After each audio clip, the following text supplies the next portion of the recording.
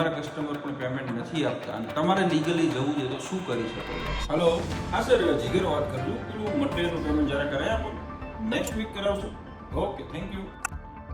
Next month કરાવશો? Okay, thank you. અચ્છા, હજુ 2 મહિના થશે. કેમ? અચ્છા, હોસ્પિટલ? Okay, thank you. અચ્છા, તમારા કસ્ટમર પેમેન્ટ નથી આવ્યું પણ સર એ તો તમારો ઇસ્યુ છે ને. સર પેલું પેમેન્ટને 1 વર્ષ થઈ ગયું છે તો હવે જરા પેમેન્ટ કરાય આપો પ્લીઝ. ના ના ના ના, નહીં ચાલે સર, તમારે અર્જન્ટમાં કરાવવું પડશે. તમે ફોન ઉપાડતા નથી, બીજા નંબરમાંથી ફોન કરું ત્યારે તો તમે ફોન ઉપાડો છો. ના ના ના ના, મને આ જ મંથમાં અર્જન્ટમાં પેમેન્ટ કરાવો, બાકી મારે હવે લીગલી જવું પડશે. સર પેલું પેમેન્ટને 2.5 વર્ષ થઈ ગયું છે, હજુ સુધી પેમેન્ટ નથી આવ્યું. ના ના, જો આપણે પહેલા પણ વાત થઈ હતી, તમારો પ્રશ્ન છે. હવે હું નેક્સ્ટ વીકમાં લીગલી જઉં છું, પછી મને ના કહેતા.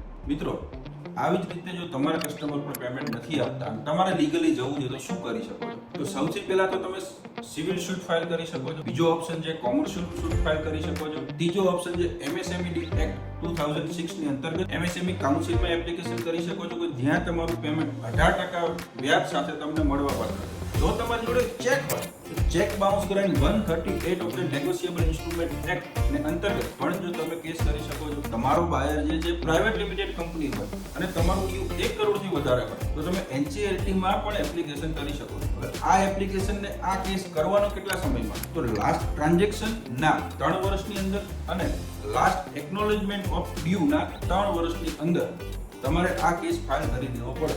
અને જો તમે એ જાણવા માંગતા હોય civil suit, commercial suit, MSME એક્ટની અંતર્ગત એપ્લિકેશન, 138 ની અંતર્ગત કેસ અને NCLT માં કેટલો એક્સપેન્સ થાય અને કેટલો સમય પ્રોસિજર ચાલે તો અમારા નેક્સ્ટ વિડીયો સુધી રાહ જુઓ. Thank you.